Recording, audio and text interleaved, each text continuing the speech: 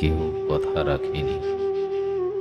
৩৩ বছর কাটল, কেউ কথা রাখেনি। ছেলেবেলায় এক বষ্টমী তার আগমনী গান হঠাৎ থামিয়ে বলেছিল, শুক্লা দ্বাদশীর দিন অন্তরাটুকু শুনিয়ে যাবে। তারপর কত চন্দ্রভূপ অমাবস্যা চলে গেল, কিন্তু সেই বষ্টমী আর এলো না।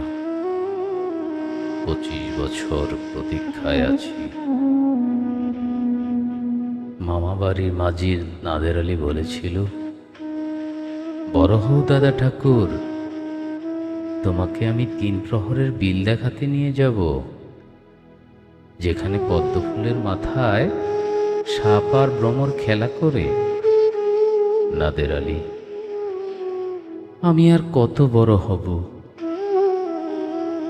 আমার মাথা এই ঘর ছাদ ফুঁড়ে আকাশ স্পর্শ করলে তারপর তুমি আমায় ৩ প্রহরের বিল দেখাতে। একটাও রয়্যাল গুলি কিনতে পারিনি কখনো। লাঠি লজেন্স দেখিয়ে দেখিয়ে চুষেছে লস্কর বাড়ির ছেলেরা। ভিখারির মতো চৌধুরীর গেটে দাঁড়িয়ে দেখেছি ভিতরে রাস উৎসব। অবিরল রঙের ধারার মধ্যে সুবর্ণ কঙ্কন পরা ফর্সা রমণীরা কত রকম আমোদে হেসেছে। আমার দিকে তারা ফিরেও চায়নি। বাবা আমার কাঁধ ছুঁয়ে বলেছিলেন, দেখিস একদিন আমরাও। বাবা এখন অন্ধ, আমাদের দেখা হয়নি কিছুই।